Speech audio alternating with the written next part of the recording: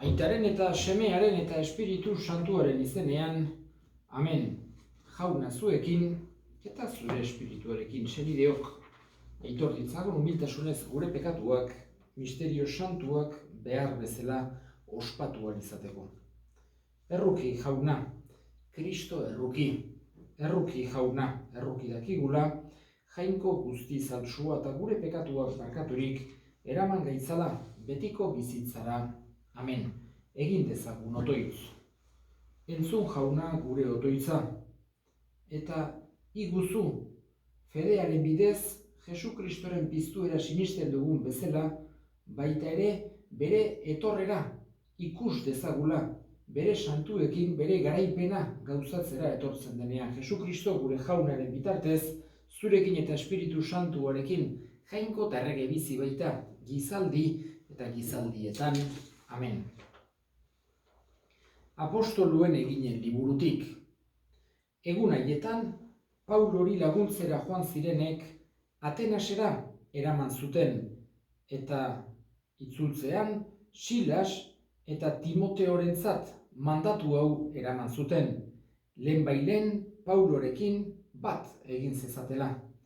Paulok Areopago erdian zutik honela hitz egin zuen. Atenastarrok, edonola ere guztiz erlijiozale zeratela ikusten dut. Hortik zehar nenbilela, zuen jainko oroitarriei begira aldare bat arkitu dut, honela idatzita zegoena. Jainko ez ezagunari, araba da, zuek ezagutu gabe gurtzen duzuena, horixe iragartzen dizuet nik. Mundua eta munduan diren gauza guztiak egin dituen jainkoa zerulurren jauna da, eta ez da giza eskuz egindako tenpluetan bizi. Ez dute giza eskuek zerbitzatzen ere, ez duta ezeren behar izanik. Bera denez delako guztien bizia, arnasa eta gainerako guztia ematen diena.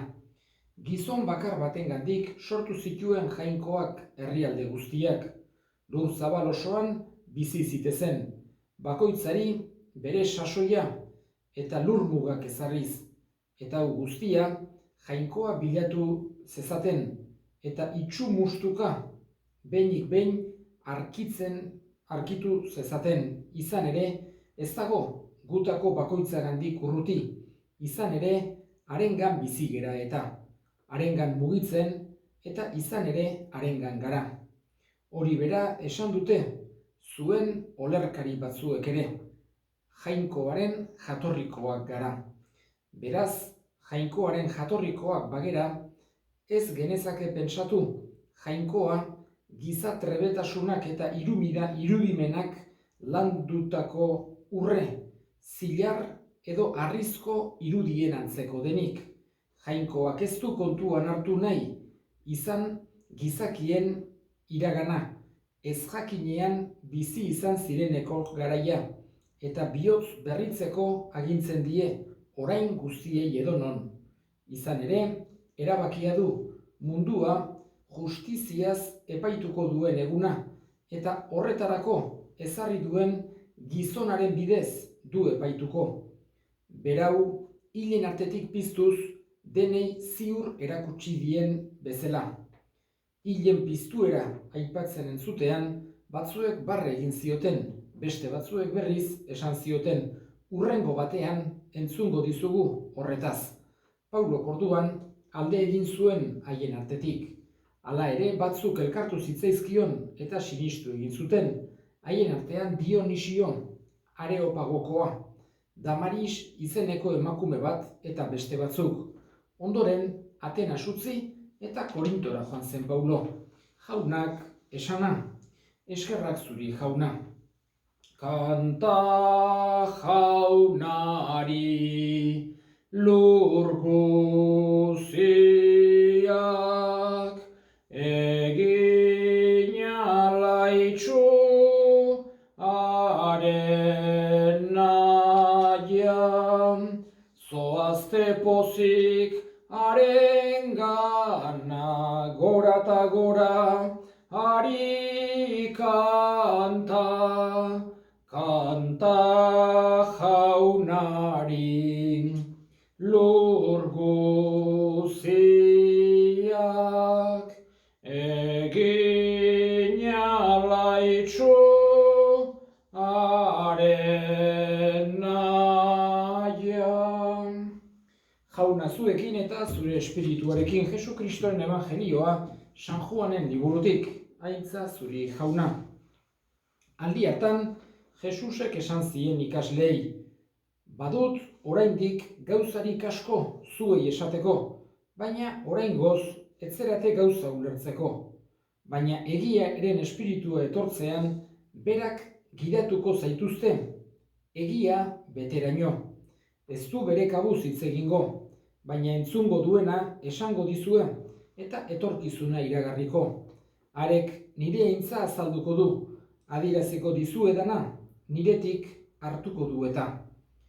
Aitak duen guztia nerea da, horregatik eman dizuet, espirituak neretik hartuko duela adieraziko dizuena. Jaunak esana, eskerrak zuri jauna. Gaurko lehenengo irakurgaian, halako pasarte ezaguna entzun dugu, apostoluen eginetatik entzun dugun irakurgaian hain zuzen ere, San Pablo Atenasera aiatu zen garaia. Atenas zen, garai hartan, hola aipatu genezake, jakinduriaren hiriburua. Erroma zen, munduko hiriburua, eta momentu hartan, behintzat militarki indartsuena, Erromak zaukan gauzarik aipagarriena historikoki zuzenbidea zen, zuzenbidea, legeak, justizia, juezak, horiek denak, eta izugarrizko ejerzitoa, izugarrizko potentzia, eta garai hartan ezagutzen zen munduaren parte handi bat bereganatua zeukan. Baina hala ere, jakinduria Atenasen, Grezian aurkitzen zen. Erromatar inperioa, batez ere mendebaldean, hizkuntza nagusia latina zen, eta ekialdean ordea griegoa izaten zen nagusi. Latina ere hizkuntza ofiziala zen, baino ere eguneroko bizitzan, toki askotan eta bestetan behintzat tratuak egiteko eta elkarrekin harremanak edukitzeko hizkuntza ezberdinetako jendeak erabiltzen zuen greziera edo griegoa. Eta pentsatu dezakegu, garai hartako igual filosofo aipagarriegirik ere ez zegoala, baino bai filosofia mentalidade hori eta jakinduriaren kutsu hori Grezian aurkitzen zen, Areopagoan. Horregatik, San Pablo area aiatu zelarik, saiatu zen zerbait pixkat originala esaten. Halako ateraldi polit batekin eman zion hasiera bere diskurtsoari.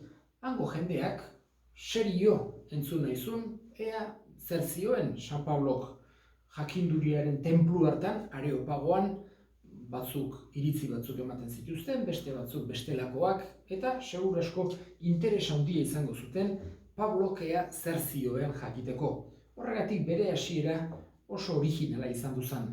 Han bazeuden, jainko askori dedikatutako tenpluak, bai greziar mitologian jainko asko agertzen dira, jainko bat, itsasoarena beste bat, suarena beste bat, holako importantena Zeus, baino halako politeismo bat zen, oso antropomorfikoa, beti gizaki itxura jartzen zieten eta gizakiok ditugun sentimenduak eta jainkoei atsegitzen zizkieten, batzuk zelosoak izaten ziren, beste batzuk haserretzen ziren, beste batzuk triste egoten ziren, beste batzuk kontentu, halako gauzak, gure gizakio gauzak isladatu egiten zituzten jainkoengan. Eta gero aparte, bazaukaten halako esan genezake sinkretismo bat edo, jainko ezberdinak eta ukitzen zituzten, ez zakaten problemarik, beste leku batera aiatu eta hango jainkoak edo hango irudiak ere bertan jartzeko. Eta horregatik bazegoan aldare bat jainko ezezagunari dedikatutakoa, pentsatuz, egongo dira beste jainko batzuk ezagutzen ez ditugunak oraindik. Eta San Pablok modu hortan eman zion hasiera bere hitzaldiari. Ni jainko ezezagun hortaz hitz egitera natorkizue. Eta esan zien bera baita, zeru lorraketa egin dituenak, bera gauza guztiak egin ditu, diren guztiak berarengandik datozkigu, eta gero Jesusetaz hizketan hasi zen modu hortan, gerturatuz jainkoa gizon egin zela gu salbatzeko, baino momentu bat aiatu zen, batez ere Pablok hildakoen biztuera aipatu zuenean, horrek halako batzuengan parra eragin zuen, beste batzuk oso modu egokian, oso modu edukatuan, esan zioten, beste egunen baten, haituko dizugu kontu hontaz. Bere mentalidade hartan zan esatea bezala, ez dugu deuse jakin nahi, nahiko hitz egin dezu. Baina modu elegante hortan beste egunen baten, esituko deu eta entzuko ditugu. Eta gutxi batzuk aldiz konbertitu egin ziren. Horregatik batzutan kuriosoa da, hitzaldi berberak, jainkoaren hitz berberak, batzuengan eragin bat eduki dezake eta beste batzuengan ezberdina. Eta gutxi batzuk gerturatu ziren eta Pablorekin hasi ziren kristau ibilbide hortan, edo behintzat kristau mezua ezagutu nahi hortan. Hoxe da, gaurko lehenengo irakurgaian agertu zaigun momentu hura Atenasen gertatutakoa. Edo zein kasutan, eta honekin bukatuko dut, Paulok bazuen halako su berezi bat, bere bihotzean sentitzen zuen evangelio hori, berari kostatu izan zitzaiona, jainkoarek bere doai hori ja nahiko behandu eman baizion, bera gaztetan ez zen horrelako izan, eta horregatik bazuen besteei transmititzeko irrika, halako desio evangelizatzaile oso sakona, eta horregatikan ere berak egin zituen lan guztiaiek eta hainbeste tokietara eraman zuen evangelioa komunidade txikiak, batzutan txikiagoak, bestetan handiagoak, baina beti leku bakoitzean halako komunidade txiki batzuk sortzen zituen. Eta horiek izan ziren halako haziak bezala, gero pixkeka, izugarrizko fruitua eman zutenak. Eskatzen diogu da Pablori, guri ere eman dezaigula fede hori. Gure jangoikoa, Jesu Kristo, ez da dila guretzako ezezaguna izan. Eta eduki dezagula, berak zuen su eta irrika hortatik guk ere pixka bat. Egin ditzagun orain, gure eskariak eskatuko dugu, gaurko honetan, batez ere ekonomikoki geizki pasatzen ari diren guztien alde. Eta lanik gabe gelditu direlako, edo beren enpresak, beren negozioak oso momentu txarra pasten ari direlako, edota bildurra daukatelako guzti horiek gogoan hartuko ditugu gaurko hontan. Batez ere, ukidezatela beste laguntza, besteen solidaridadea, danok arduratu gaitezela momentu txar batean dauden pertsona guztietaz. Eta jangoikoak ere argitasuna eman dezaiela eta indarra. Hartu aita zerukoa, jainko ta jaun betikoa, ona hartu zure eskaintza, ogia eta ardoa. Senideok egin dezagun otoitz, guztiok batean eliza osoaren oparia jangoikoari eskaintzerakoan, jainkoa goresteko eta gizona salbatzeko. Jainko maitea, sakrifizio honen bidez, zure jainkotasunean parte hartzera eramaten gaituzu.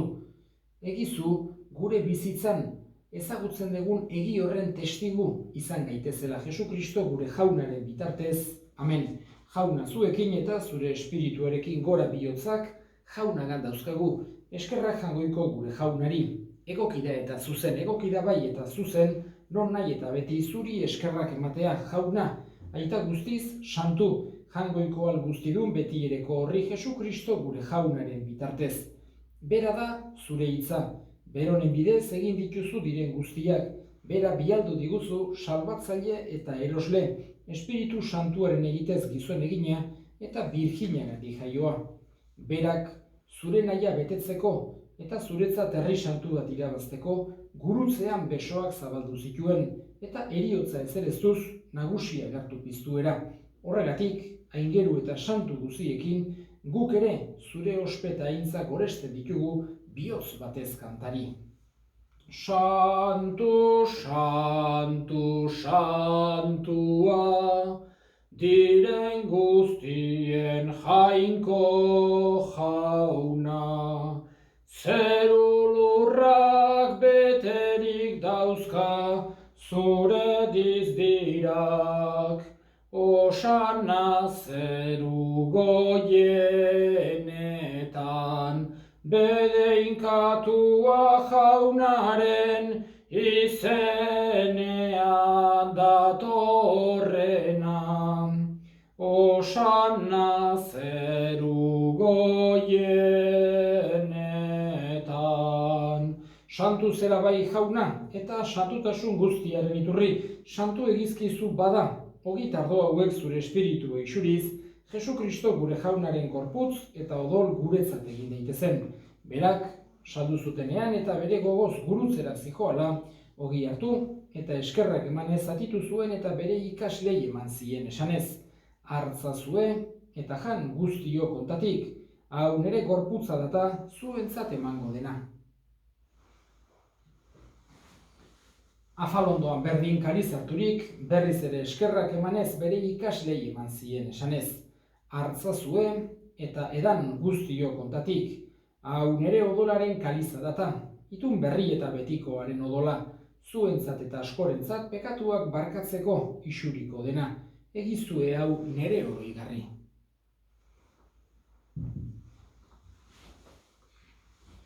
Hau da sinismenaren misterioa, hil eta piztu zerala jauna, zu berriz etorri arte, hautegu hau berri ona. Horregatik jauna, zure semearen heriotza eta piztuera gogoratuz biziaren ogia eta salbamenaren kariza eskaintzen dizkizugu zuri eskerrak emanez, aldarean zure sarbitzari onartu gaituzulako, eta apalik eskatzen dizugu Kristoren gorputz odolak hartzen ditugunok, Espiritu Santuak bat egin gaitzala. Gogoan izan jauna, mundu guztian zabaldurik dagoen zure eliza, eramazu maitasun osora Frantzisko gure ita santuarekin, Carlos gure hartzaiarekin eta Liz gizon guztiekin batean. Gogoan izan jauna, pizteko itxaropenean joan diren gure senideak eta hildako guztiak, harritzazu zure aurpegiaren argitan. Erruki zakizkigu arren, guk guztiok betiko bizitza iritsi dezagun, jangoikoaren Ama Maria doatsuarekin. San Jose bere senarrarekin, apostolu santuekin eta gizaldi guztietan zure adiskide izan diren santuekin, haiekin batean gore zaitzagun Jesukristo zure semearen bitartez. Honen bitartez, honekin eta honengan zuri aita jangoiko alguztidun horri Espiritu Santuarekin batean, ospe eta aintza guztia gizaldi eta gizaldi guztietan. Amen. Salbatzaileak aginduta erakutsiari jarraituz, bildur gabe esan dezagun gure aita, zeruetan zerana, santu izan bedi zure izena, etor bedi zure erreinua, egin bedi zure nahia zeruan bezala lurrean ere. Emaiguzu gaur egun otako ogia, barkatu gure zorrak, guk ere gure zordunei barkatzen diegun ezkero, eta ez guten taldi eraman, baina atera gaitzazu gaitzetik.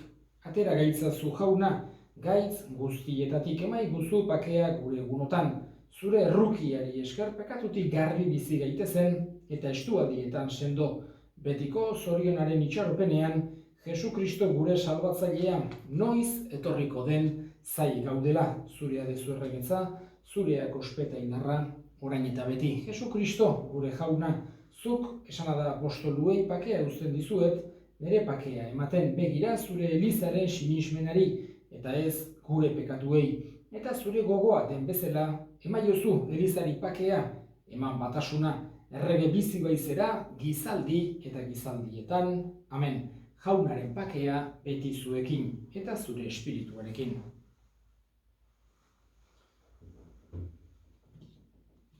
Jangoikoaren bildotsa, zuk kentzen dezu munduko pekatua, erruki jauna. Jangoikoaren bildotsa, zuk kentzen dezu munduko pekatua, erruki jauna. Jangoikoaren bildotsa, zuk kentzen dezu munduko pekatua, emaiguzu pakea.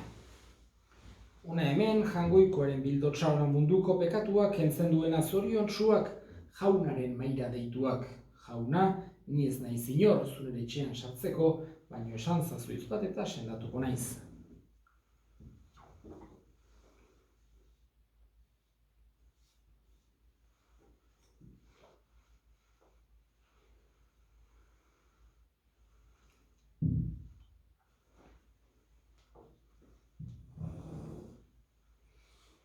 Egin dezagun otoitz.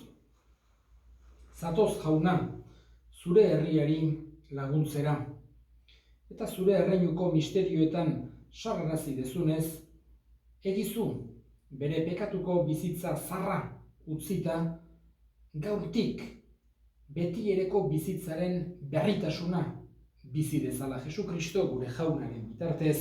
Amen. Jauna zuekin eta zure espirituarekin, bedinka zaitzatela jainko guzti aldunak, aitak eta semeak eta espiritu santuak. Amen. Zoazte jaunaren pakean, eskerrak jangoikoari.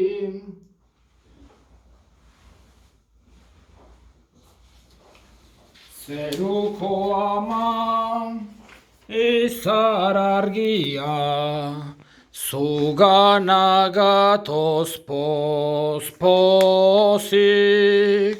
Zeruko ama, izar argia, zugana gatoz pospozik. Gure bihotzak hartu itzazu, zaindu gaitzazu zerutik. Gure bihotzak hartu itzazu, zaindu gaitzazu zerutik. Oroitu zaitez ama onona, inoiz ere esan ez dela, zuri deituta laguntza gabe, inortxo utzi dezula, inortxo utzi dezula.